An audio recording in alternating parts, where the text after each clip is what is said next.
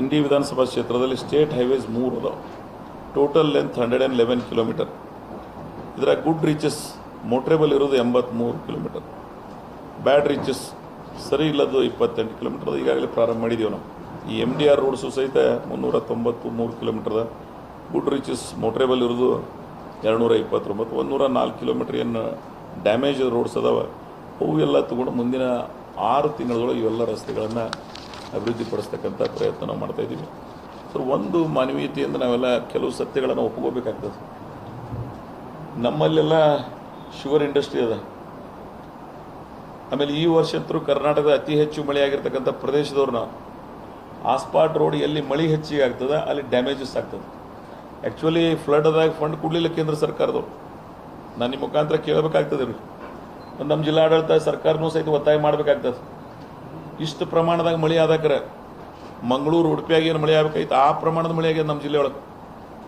ಆ asphalt road ಉಳಿತವ ಆ ಪ್ರಮಾಣದ ಮಳೆ. ಇದು ಒಂದು ಕಡೆ. ಇನ್ನೊಂದು 6 ಸಕ್ಕರೆ ಕಾರ್ಖಾನೆಗಳದಾವೆ ಇಂಡಿ ಸಿಂದಗಿ ತಾಲೂಕದ ಓಲ್ಡ್. ಹೊಸದಾಗಿ ಇವತ್ತಿನ 4 ತಾಲೂಕು.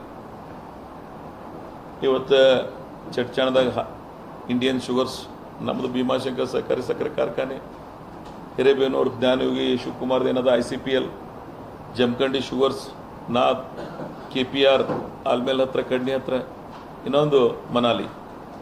ಈ 6 ಸಕ್ಕರೆ ಕಾರ್ಖಾನೆಗಳಿಗೆ ಎಷ್ಟು ವೆಹಿಕಲ್ ಮೂವ್ಮೆಂಟ್ ಇರ್ತದೆ, ಎಷ್ಟು ಹೆವಿ ಲೋಡೆಡ್ ಇರ್ತದೆ.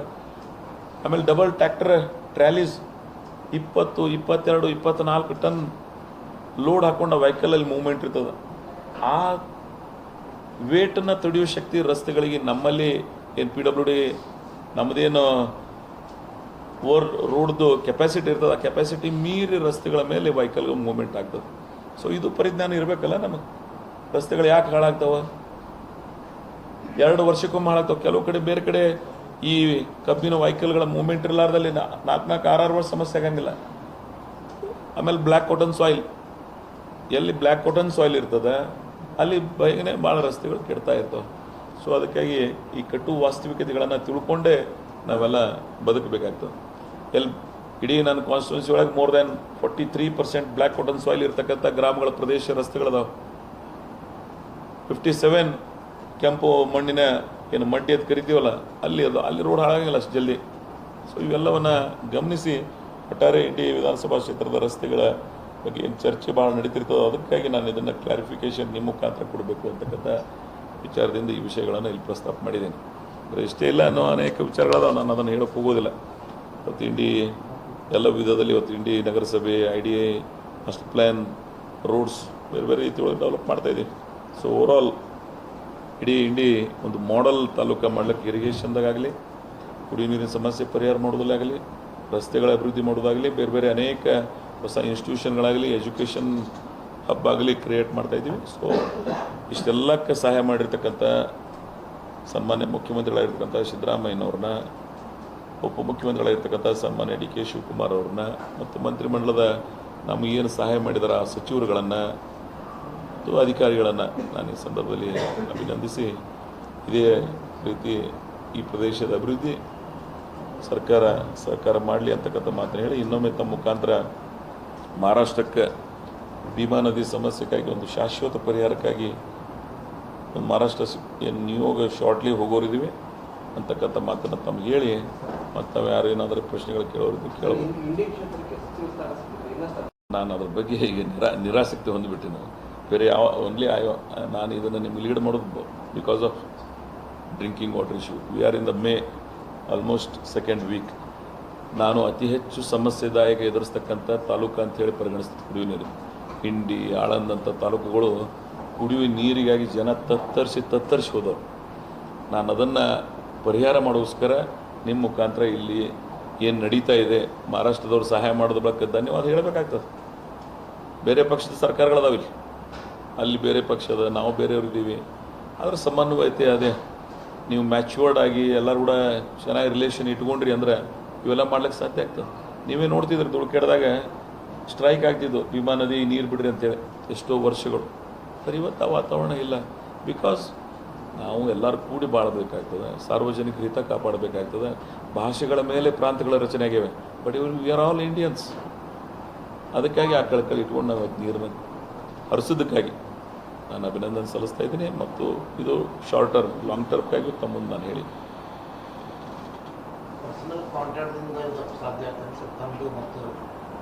ಎಲ್ಲನೂ ಇದೂ ಅದು ಎರಡಕ್ಕೂ ಸರ್ಕಾರನೂ ಒತ್ತಾಯ ಮಾಡ್ತಾ ಇದೆ. ಅವ್ರದ್ದು ಪ್ರಾಂಜಲ ಮನಸ್ಸು ಅದ.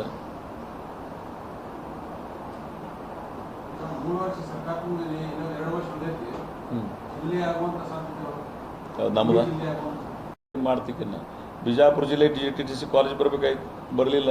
We have done it. ಇಲ್ಲಿ ಒಂದು ಸ್ಟೇಟ್ ಲೆವೆಲ್ ಬೋರ್ಡ್, ಲಿಂಬೆ ಅಭಿವೃದ್ಧಿ ಮಂಡಳಿ, ಯಾವ ಸ್ಟೇಟ್ ಲೆವೆಲ್ ಬೋರ್ಡ್ ಇಲ್ಲ ಬಿಜಾಪುರದಾಗ. ನಾನು ಒಂದು ಸ್ಟೇಟ್ ಲೆವೆಲ್ ಬೋರ್ಡ್ ಇಂಡಿಗೆ ಮಾಡಿದ್ದೀನಿ. ಆಮೇಲೆ ಇಂಡಿ ಯಾವ ವಿಧದಲ್ಲಿ ಬೆಳವಣಿಗೆ ಮಾಡಬೇಕು ಅನ್ನೋದು ನಮ್ಮ ಮೊದಲಿನ ಇಂಡಿ, ಇವತ್ತಿನ ಇಂಡಿ. ಅದನ್ನು ನಾನು ಮೊದಲು ಹೇಳಿ ನಿಮಗೆ, ಜಿಲ್ಲೆ ಮಾಡ್ತಕ್ಕಂಥ ಕಾನ್ಸೆಪ್ಟನ್ನು ಇಟ್ಟಿನೋ, ಅದನ್ನು ಸಸಿ ನಟ್ಟಿನೋ, ಅದು ಎಂದು ಹೆಮ್ಮರ ಆಗ್ತದೆ, ಅದ್ರ ಫಲ ಎಂದು ಕೊಡ್ತದೆ, ಸ್ಟೇಟ್ದಾಗ ಎಂದು ನಿರ್ಣಯಗಳಾಗ್ತವೆ, ಅವತ್ತೇನು ಚಿಂತನೆಗಳು ನಡೀತವೆ. ಇವತ್ತು ಬೆಳಗಾವಿ ನಮಗಿಂತ ಮೋಸ್ಟ್ ಡಿಸರ್ವಿಂಗ್ ಇಶ್ಯೂ ಅದು.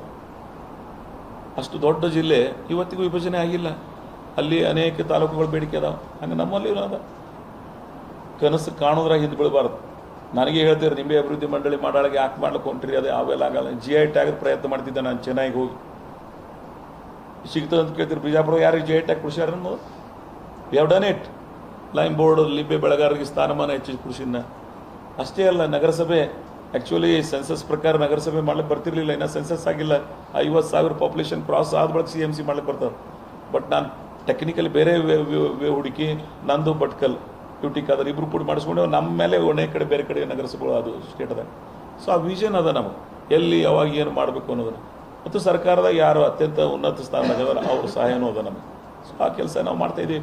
ಜಿಲ್ಲೆ ಮಾಡುವಂಥ ಏನು ಅವಶ್ಯಕತೆ ಇತ್ತು ಅವೆಲ್ಲ ಮಾಡ್ತಾಯಿದ್ದೀನಿ ನಾನು. 24/7 ಬಿಜಾಪುರದಾಗ ರಾಜಕಾರಣ ಮಾಡೋರು ಎಲ್ಲ ವಾರ್ಡಿಗೆ ಎಷ್ಟು ವಾರ್ಡಿಗೆ ನೀರು ಮುಟ್ಟೋದು ನೋಡ್ಬೇಕು. ಪ್ರತಿ ದಿವಸ ನೀರು ಕೊಡ್ತಿರಲಿಲ್ಲ ಅನ್ನೋದು ಗಮನಿಸಬೇಕಲ್ಲ ನೀವೆಲ್ಲ. But we have done it 24/7, very successful. Because I am the chairman of that board at that time. 100 crores ಕೊಟ್ಟಿದ್ದೀನಿ ನಾನು ಅದಕ್ಕೆ. ಇವತ್ತು ಆ ಭಾಗಕ್ಕೆ ಕುಡಿಯೋ ನೀರಿನ ಸಮಸ್ಯೆ ಶಾಶ್ವತ. ಯಾವ ಊರಾಗ ನೀರೇ ಇರಲಿಲ್ಲ ಅಲ್ಲಿ ನೀರು ಕೊಟ್ಟಿನಿ. 24 ತಾಸು ಕೊಟ್ಟಿನಿ. ನಮಗೆ ಕೆಟ್ಟ ಅನಿಸ್ತದೆ. ಬಿಜಾಪುರ ಸಿಟಿ ನಮ್ಮ ಜಿಲ್ಲೆ ಇದು, ನಮ್ಮ ಹೆಡ್ ಕ್ವಾರ್ಟರ್ ಇದು. ಇಲ್ಲಿ ಪ್ರತಿನಿತ್ಯ ನಮ್ಮ ಜನರಿಗೆ ನಾವು ನೀರು ಕುಡ್ದಾಗಂಗಿಲ್ಲಪ್ಪ ಅಂತಕ್ಕಂಥ ನೋವು ಅದ ನನಗೆ. ಇದನ್ನು ಗಮನಿಸೋರು ಗಮನಿಸ್ಬೇಕಲ್ಲ.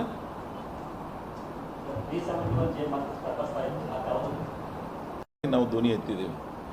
ಎತ್ತಂಥವ್ರು ಒಬ್ಬನೇ ಒಬ್ಬರು ಪುಣ್ಯಾತ್ಮ 10 ಸಲ ಹೇಳಿನ. ಅಲ್ಲಿ ಕೇಳಲಿ, MM ಸಜ್ಜನ್ ಅಂತ ಒಬ್ಬ ಪುಣ್ಯಾತ್ಮ ಧ್ವನಿ ಎತ್ತದಾಕ್ರೆ ನಾವೆಲ್ಲರೂ ಸಹಾಯಕ್ಕೆ ಹೋಗಿದ್ರೆ ಆಗಿ ಹೋಗುದ. That is already decided. ಈ ಹಂತದಾಗ ನಾವು ಧ್ವನಿ ಎತ್ತಿದ್ರು ಅದು ಎಷ್ಟರ ಮಟ್ಟಿಗೆ ರಿಸಲ್ಟ್ ಬರ್ತದೆ ಅನ್ನೋದು ಆ ವಿವೇಕ ನಿಮಗೂ ಗೊತ್ತದ, ನನಗೂ ಗೊತ್ತದ. ಬಟ್ ಒಂದಂತರೂ ಆಶಾವಾದಿಯಾಗಿ ಬದುಕಬೇಕು, ನಿರಾಶಾವಾದಿಯಾಗಿ ಬದುಕಬಾರ್ದು. ಅಲ್ಲ, ನಾವು ಒಬ್ಬನೇ ಅಲ್ಲ, ಅದು ಭಾಳ ಜನ ಮಾಡಬೇಕು.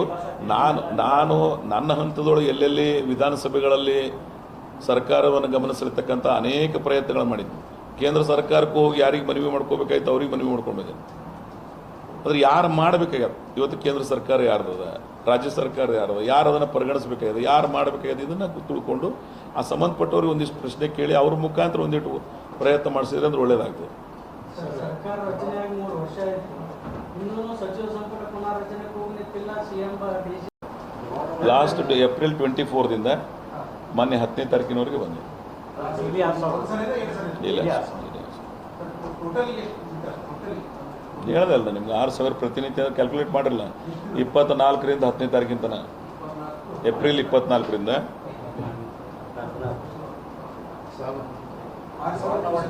ವರ್ಲ್ಡ್ ಕಂಟಾಮಿನೇಷನ್ ಬಗ್ಗೆ ಸ್ಟಡಿ ಆಗಿದ್ದು ತಾವೇ ಹೇಳಿದ್ರು. 26 ಹಳ್ಳಿದ ರಿಸಲ್ಟ್ ಏನಾಯ್ತು? ಇನ್ನೂ ಅದು ರಿಪೋರ್ಟೇ ಬಂದಿಲ್ಲ. ಅವರು ರಿಪೋರ್ಟೇ ಬಂದಿಲ್ಲ. ಸೀರಿಯಸ್ ಪ್ರಾಬ್ಲಮ್ ನಾನು ಪರ್ಸ್ಯೂ ಮಾಡ್ತೀನಿ.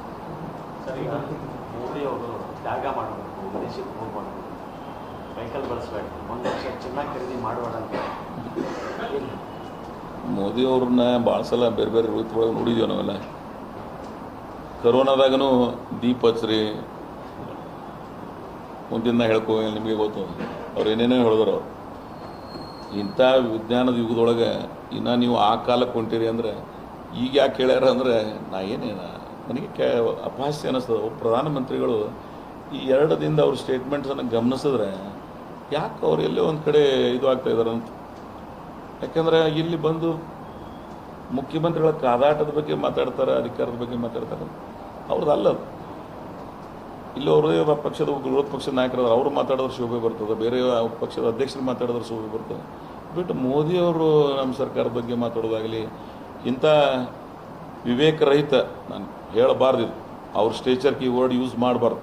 ಬಿಕಾಸ್ ಈ ದೇಶದ ಗೌರವಾನ್ವಿತ ಪ್ರಧಾನಮಂತ್ರಿಗಳು.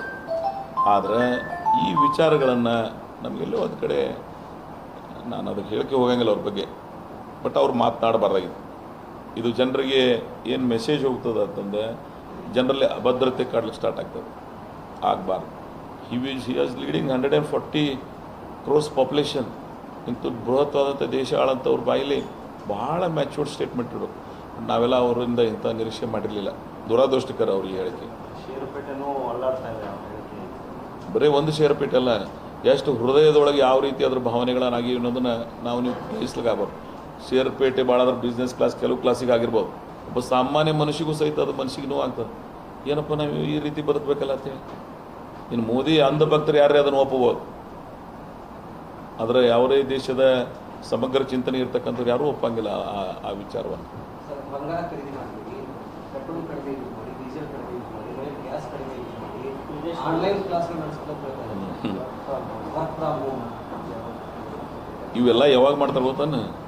ಒಂದು ಅತ್ಯಂತ ವಿಶೇಷ ಸಂದರ್ಭ ನಿರ್ಮಾಣ ಆಗಿರೋ ಪ್ರಪಂಚದಾಗ. ಅಂಥದ್ದೇನು ಆಗಿಲ್ಲ ಇವತ್ತು. ಇನ್ನು ಆ ವಾತಾವರಣ ಸೃಷ್ಟಿಯಾಗಿಲ್ಲ. ಆಗ್ಬೋದು, ಇಂಥ ಹೇಳಿಕೆಗಳು ಕೊಡ್ಬೋದು. ಕರೋನಾದಾಗ ಏನಾರ ಒಂದಿಟ್ಟು ಕೊಟ್ಟಿದ್ರೆ ನಾವು ಒಪ್ಕೋತಿದ್ದೆ. ಏನೋ ಒಂದು ವಾರ್ ನಡೆದದ, ಅದನ್ನು ಸಸ್ಟೇನ್ ಮಾಡಿಕೊಂಡು ನಡೆಸುವಷ್ಟು ಕೆಪಾಸಿಟಿ ಇಲ್ಲಾಂದರೆ, ನಿಂಬಲ್ಲಿ ಆ ಕೆಪೇಬಲ್ ನೀವಿಲ್ಲ ಅಂದರೆ ಏನು ತೋರಿಸ್ಕೊಡ್ತದೆ? ಮತ್ತು ಅವ್ರಿಗೆ ಏನು ಅಂತ ಹೇಳ್ತಾರೆ ಅಂಧ ಭಕ್ತರು? ವಿಶ್ವಗುರು. ಏನು ಹೆಸರದು? ವಿಶ್ವಗುರು.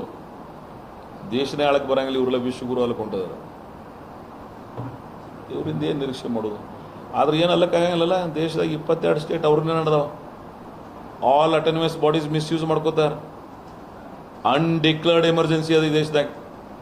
ಇದನ್ನು ನಾವು ಹೇಳಂಗಿಲ್ಲ, ಅವ್ರದ್ದೇ ನಾಯಕರು ಅವ್ರಿಗೇನು ಬೆಳೆಸಾರಲ್ಲ ಗುರು ಅಂತೇಳಿ. ಲಾಲ್ ಕೃಷ್ಣ ಅದ್ವಾನಿ ಅವ್ರು ಹೇಳಿರ್ತಕ್ಕಂಥ ಪದ ಶಬ್ದ ಇದು, ಅನ್ಡಿಕ್ಲರ್ಡ್ ಎಮರ್ಜೆನ್ಸಿ. ಇಲ್ಲೇನಾಗ ಪಂಜಾಬ್ ಬಂಗಾಲ್ ಗೆದ್ದಿದ್ದಾರೆ, ಹೆಂಗೆ ಗೆದ್ದಾರೆ ಎಲ್ಲರಿಗೂ ಗೊತ್ತದ. ಆವೇನ ಇಲ್ಲೇ ಒಂದು ತಮಿಳ್ನಾಡದವ್ರು ಬೇರೆ ಪಕ್ಷದವ್ರು ಗೆದ್ದು ಇವ್ರಿಗೆ ಸಹಾಯ ಕೇಳಂಗಿಲ್ಲ ಅಂತಂದ್ರೆ ಅವ್ರ ಸರ್ಕಾರ ರಚನೆ ಮಾಡ್ಲಿಕ್ಕೆ ಯಾರು ಹೆಚ್ಚಿನ ಸಂಖ್ಯೆ ಹೊಂದಿದವರು ಅವ್ರು ಕರೆದು ಕೊಡಬೇಕಾಗಿತ್ತು. ಫ್ಲೋರ್ ಟೆಸ್ಟ್ ಆಗೇ ಆಗ್ತದಲ್ಲ, ಫ್ಲೋರ್ನ ಡಿಸೈಡ್ ಆಗೇ ಆಗ್ತಿತ್ತು. ಆ ರೀತಿ ಮಾಡೋದು. ಮತ್ತು ಇಂಥ ಗವರ್ನರ್ಸ್ ಬಗ್ಗೆ ಅದು ವಿಶೇಷವಾಗಿ ಕರ್ನಾಟಕ SR ಬೊಮ್ಮಾಯಿ ಅವ್ರ ಕಾಲದಾಗ ಒಂದು ನಿರ್ಣಯ ಆಗ್ಯದ ಸುಪ್ರೀಂ ಕೋರ್ಟ್ನಾಗ. ಅವು ಎಲ್ಲವನ್ನು ಗಾಳಿ ತೂರ್ತಾ ಇದ್ದಾರೆ ಅವ್ರು. ಎಲ್ಲ ಆಟೋನಮಸ್ ಬಾಡೀಸ್ ಮಿಸ್ಯೂಸ್ ಮಾಡ್ತಾರೆ ಅವ್ರು. IT, ED, ನಾನು ಇನ್ನೊಂದು ಕೆಲವು ಹೇಳಬಾರ್ದು. ಏಷ್ಯನ್ ಕಮಿಷನ್ ಅಂತವೆಲ್ಲ ದುರುಪಯೋಗ ಆದಂದ್ರೆ ಎಲ್ಲಿಗೆ ಹೋಗೋದು? ಈ ದೇಶ ಎಕಡೆ ಉಂಟದ? ಅದಕ್ಕಾಗಿಯೇ ನಮ್ಮ ನಾಯಕರಾಗಿರ್ತಕ್ಕಂಥ ರಾಹುಲ್ ಗಾಂಧಿ ಅವರು ಅನೇಕ ಸಂದರ್ಭದಲ್ಲಿ ಹೇಳಿದ್ದಾರೆ. ಪ್ರಿಯಾಂಕಾ ಗಾಂಧಿ ಅಂದ್ರೆ ಮೊನ್ನೆ ಲೋಕಸಭಾದ ನೋಡಿದೆ ನಾನು. ಚಾಣಕ್ಯ ಇದ್ದರೂ ಸಹಿತ ನಿಮ್ಮ ಈ ಇದಕ್ಕೆ ಏನಾಗ್ತಿದೆ ಅಂತ ಅನ್ನೋದನ್ನು ಮನವರಿಕೆ ಮಾಡೋ ಪ್ರಯತ್ನ ಮಾಡಿದ್ರು ಅದು ಪ್ರಿಯಾಂಕಾ ಗಾಂಧಿ ಅದು. ಸೊ ಅದಕ್ಕೆ ನಂದೇನು ಅಭಿಪ್ರಾಯ ಅಂದರೆ, ದೇಶ ಆಳೋರು ಭಾಳ ವಿವೇಕದಿಂದ ಸ್ಟೇಟ್ಮೆಂಟ್ಸ್ ಮಾಡಬೇಕಾಗ್ತದೆ. ಜನರಲ್ಲಿ ಭಯ ಹುಟ್ಟಿಸ್ತಕ್ಕಂಥ ವಾತಾವರಣ ಆಗಬಾರ್ದು. ಇವೆಲ್ಲ ಇದೆಲ್ಲ ಏನಾಗ್ತದೆ, ಏನು ಸೂಚಿಸ್ತದೆ ಅಲ್ಟಿಮೇಟ್? ಅದು ಯಾರೋ ಮಾತಾಡಿದ್ರು ಬೇರೆ. ಹಿಂದಕ್ಕೊಮ್ಮೆ ನೋಟುಬಂದಿ ಬಗ್ಗೆನೂ ಹಿಂಗೆ ಮಾತಾಡಿದರು. ಮೊನ್ನೆ ಮಹಿಳಾ ಮೀಸಲಾತಿ ಬಗ್ಗೆ ದೇಶ ಉದ್ದೇಶಿ ಮಾತಾಡ್ತಕ್ಕಂಥ ಅವಶ್ಯಕತೆ ಇರಲಿಲ್ಲ. 4-5 ರಾಜ್ಯದಾಗ ಇಲೆಕ್ಷನ್ ನಡೆದಿತ್ತು. ಒಬ್ಬ ಪ್ರಧಾನಮಂತ್ರಿ ಆಫೀಸ್ ಇಲೆಕ್ಷನ್ ಪರ್ಪಸ್ಗೆ ಯೂಸ್ ಆಗಬಾರ್ದು, ಅದು ವೈಲೇಷನ್ ಅವು. ಆದರೆ ಈ ದೇಶದ ಆ TN ಶೇಷನ್ ಅಂತವ್ರು ಇದ್ರೆ ಗೊತ್ತಾಗ್ತಿತ್ತು. ಇವತ್ತು ಇಲೆಕ್ಷನ್ ಕಮಿಷನ್ದಾಗ ಆ ಜೀವೇ ಇಲ್ಲ. ನಡೆದದ ನಡೀತದ. ಉದ್ದೇಶ ಏನಿರ್ಬೋದು? ಈ ರೀತಿ ಹೇಳೋದ್ರಿಂದ ಉದ್ದೇಶ ಇರ್ತದೆ. ಅಲ್ಲಿ ನೀವು ಉದ್ದೇಶ ಅವ್ರಿಗೆ ಕೇಳಬೇಕು, ಆದ್ರೆ ಅವ್ರು ಹೇಳಿಕೆ ಸರಿ ಇಲ್ಲ. ಇಷ್ಟು ನಾ ಹೇಳ್ತೀನಿ, ಉದ್ದೇಶ ಅವ್ರಿಗೆ ಗೊತ್ತಲ್ಲ. Okay, thank you. ನಿಮ್ಗೆ ಹೇಳ್ತೀನಿ, ಅವರು ಮಾಡೋದಂಥ ಒಂದೊಂಥ ನೀತಿ ಈಗ ಅದನ್ನು ಎಲ್ಲಿಗೂ ತೆಲಾಂಚಲ ಇಟ್ಬಿಟ್ರೆ, ಅದು ರಾಮ್ಜೇತ್ ಹೆಸರಿಟ್ಟು ಮುಗಿಸ್ಬಿಟ್ರೆ, ಅದು ನಿರ್ಣಯ ಮಾಡಬೇಕಾದ ಗ್ರಾಮ ಸಭೆ. ಆ ಜನರು ಎಲ್ಲೋ ಕೂತು ನಿರ್ಣಯ ಆಗತಕ್ಕಂಥ ವಾತಾವರಣ ಸೃಷ್ಟಿ ಮಾಡೋದು. ಅದು ಒಂದೇ ಅಲ್ಲ, ಈ GST ಒಳಗೆ ಎಟ್ಟನೇ ಆಗ್ತದೆ. ನಮಗೆ ಅಪ್ಪರ್ ಬರ್ದಾ ಪ್ರಾಜೆಕ್ಟ್ನಾಗ ನಮ್ಗೆ ದುಡ್ಡು ಕೊಡ್ತಾ ಇಲ್ಲ ಅವರು. JJMದಾಗ ನಮ್ಗೆ ದುಡ್ಡು ಕೊಡ್ತಾ ಇಲ್ಲ. ಎಲ್ಲಿ ಹೋಗೋದು ನಾವು? ಫೆಡರಲ್ ಸಿಸ್ಟಮ್ದಾಗ ಇದೇವೋ ಇಲ್ಲ ಅನಿಸ್ತದೆ ನನಗೆ. ಸೊ ಬೇರೆ ಪಕ್ಷ ಸರ್ಕಾರದ ಅಂತ ಹೇಳಿ ಕರ್ನಾಟಕ, ತೆಲಂಗಾಣ, ಹಿಮಾಚಲ್ ಪ್ರದೇಶಕ್ಕೆ ನೀವು ಸಹಾಯ ಮಾಡೋಂಗಿಲ್ಲ ಅಂದರೆ ಎಲ್ಲಿ ಹೋಗುದು ನಾವು? ಇಡೀ ದೇಶ ನೀವೇ ಆಳ್ಬೇಕಂದ್ರೆ ಒಮ್ಮೆ ಹೇಳಿಬಿಡ್ರಿ, ನೀವೇ ಎಲ್ಲರೂ ಬಿಟ್ಟು ಮನೆ ಬಿಡ್ತೀವಿ, ನೀವೇ ಮಾಡ್ರಿ. ಇದು ಈ ವಿಧಾನ ಸರಿಯಲ್ಲ. ಕೇಂದ್ರ ಸರ್ಕಾರದ ಈ ಸರ್ವಾಧಿಕಾರಿ ಧೋರಣೆ ಏನದ, ಇದನ್ನು ನಿಜವಾಗಿ ಯಾರು ಸಾಮಾಜಿಕ ಪ್ರಜ್ಞೆ ಇದ್ದವರು ಅದರ ಖಂಡಿಸ್ತಾರೆ. ಫೆಡರಲ್ ಸಿಸ್ಟಮ್ ಒಳಗೆ ಗ್ರಾಮ ಪಂಚಾಯತ್ ಲೆವೆಲ್ ಅದನ್ನು ಭಾಳ ಇಂಪಾರ್ಟೆಂಟ್ ಆಗ್ತೈತೆ. ಆದರೆ ರಾಜ್ಯ ಸರ್ಕಾರ Z P election, taluk panchayat election ಇನ್ನೂ ಪೋಸ್ಟ್ಪೋನ್ ಮಾಡ್ಕೊತೇ ಅಲ್ಲ, ಬರ್ತೈತೆ. ಆ ಇಶ್ಯೂ ಮ್ಯಾಟರ್ ಇನ್ ದ ಕೋರ್ಟ್ನ ಮ್ಯಾಟರ್ದಾಗ ಇದ್ದಾಗ ನಾವು ನೀವು ಏನು ಮಾತಾಡೋದು? ಕಂಟೆಂಪ್ಟ್ ಆಫ್ ಕೋರ್ಟ್ ಆಗ್ತದೆ. ಅದು ಹೆಂಗಾಗಿದೆ ಸರ್, ವಿರೋಧ ಪಕ್ಷ ಬೇಡ ಆಗಿದೆ, ನಿಮಗೂ ಬೇಡ. ಇಲ್ಲ, ಅದು ನಿಮ್ಮ ಗ್ರಹಿಕೆ ಹೆಂಗಿರ್ಬೇಕು. ನಾವು ಇಲೆಕ್ಷನ್ ಮಾಡಕ್ಕೆ ಭಾಳ ಉತ್ಸಾಹ ಇದೆ. ಯಾಕಿದೇವು ಅನ್ನೋದು ನೀವೇ ನೋಡಿದ್ರಿ. ಎಟ್ಟೆಟ್ಟು ಇಲೆಕ್ಷನ್ ನಡೀತಾವೆ, ಮಗನ ಗೆದ್ದಿತೀವಿ ನಾವು. ನಿನ್ನೆ ಮೇಟಿಯವ್ರದ್ದು ಗೆದ್ದಿದ್ದೇವೆ, ಶಾಮನೂರು ಶಿವಶಂಕರಪ್ಪ ಅವ್ರ ಮೊಮ್ಮಗಂದು ಗೆದ್ದಿದ್ದೇವೆ. ಅದಕ್ಕಿಂತ ಮೊದಲು ಅವರು ಏನಿದ್ದಲ್ಲ ಅವು ಸಹಿತ ನಾವೇ ಗೆದ್ದಿದ್ದೇವೆ. ಬೊಮ್ಮಾಯಿ ಅವ್ರ ಮಗನ ವಿರುದ್ಧ ಗೆದ್ದಿದ್ದೀವಿ. ಚುನಾವಣೆಗಳನ್ನು ಗೆದ್ದಿದ್ದನ್ನು ಆರ್ಟನ್ನು ಸನ್ಮಾನ್ಯ ಸಿದ್ದರಾಮಯ್ಯನವ್ರನ್ನ, ಡಿ ಕೆ ಶಿವಕುಮಾರ್ ಅವ್ರನ್ನ ಕಲಿಬೇಕು ಅವರೆಲ್ಲ. ಇದರಿನವ್ರು ವಿ ಆರ್ ವೆರಿ ಇಂಥ ವ್ಯಾಟ್ ಜಿಲ್ಲಾ ಪಂಚಾಯತ್, ತಾಲೂಕ್ ಪಂಚಾಯತ್, MLA ಎಲೆಕ್ಷನ್ ಗೆದ್ದಿದ್ದೀವಿ. ಜಿಲ್ಲಾ ಪಂಚಾಯತ್, ತಾಲೂಕ್ ಪಂಚಾಯತ್ ನಮ್ಮ ಹತ್ರ ಭಾಳ ಸಶಕ್ತರಿದ್ದೇವೆ, 140 ಜನ. I should be afraid. The matter is in the court. That's why we are mum. Already ಬಂದ್ಬಿಡ್ತೈತೆ ಸರ್. ಕೇವಲ ನಾವು ಇದು ಈ ಸುಧಾಕರ್ ತೀರ್ಮಾನ ಈಗ ಇನ್ನೊಂದು ಚುನಾವಣೆ ನಡೆಯಿದೆ. ಅನಿವಾರ್ಯ ವಿನಯ್ ಕುಮಾರ್ ಅಲ್ಲ. ನಾವ್ಯಾರು ನಿರೀಕ್ಷೆ ಮಾಡದೇ ಇರತಕ್ಕಂಥ ಚುನಾವಣೆಗಳು, ಈ ಶಾಮನೂರ್ ಅವ್ರದ್ದಾಗಲಿ, ಮೇಟಿ ಅವ್ರದ್ದಾಗಲಿ, ಅಥವಾ ಸುಧಾಕರ್ ಅವ್ರದ್ದಾಗಲಿ, ಇವು ಯಾರು ನಾವು ನಿರೀಕ್ಷೆ ಮಾಡಿದ್ದೇವೆ? ಯಾರ ಕೈಯಾಗದ? ಅನಿವಾರ್ಯವಲ್ಲ. ನಾನೀವೆಂದು ನಿರ್ಣಯಗಳು ನೋಡ್ಲಾಗ್ತಿರಲ್ಲ. ರಾಜೇಗೌಡ, ಶೃಂಗೇರಿ, ಒಂದೇ ಅವಧಿ ಒಳಗೆ ಇಬ್ಬರು MLAಗಳು ಓತು ತಗೊಂಡು ಎಲ್ಲರೂ ಕೇಳಿರನ? ಎಲ್ಲಿ ಗೌರವಾನ್ವಿತ ನ್ಯಾಯಾಲಯದ ನಿರ್ಣಯದ ಬಗ್ಗೆ ನಾವು ಯಾರೂ ಪ್ರಶ್ನೆ ಮಾಡ್ಲಿಕ್ಕಾಗಂಗಿಲ್ಲ. After all they are where. ಅವ್ರ ಬಗ್ಗೆ ನಮ್ಮೆಲ್ಲರಿಗೂ ಗೌರವ ಅದ. ಆದರೆ ಇವು ಏನು ನಡೀತಾ ಇದ್ದಾವೆ, ಇದಕ್ಕೆ ಅವಕಾಶಗಳಾಗಬಾರ್ದು, ಆ ವಾತಾವರಣ ಆಗಬಾರ್ದು. ಸರಿ ಹೋಗಂಗಿಲ್ಲ ಈ ಮೆಸೇಜ್ ಅಷ್ಟೇ ನಾನು. ಬಟ್ ನ್ಯಾಯಾಲಯದ ಆದೇಶಗಳನ್ನು ನಾವೆಲ್ಲರೂ ಗೌರವಿಸಬೇಕಾಗ್ತದೆ. ಆ ಸಿಸ್ಟಮ್ನಾಗಿದ್ದೀವಿ, ಅಡಾಪ್ಟ್ ಮಾಡ್ಕೊಂಡಿರು. Right, thank you.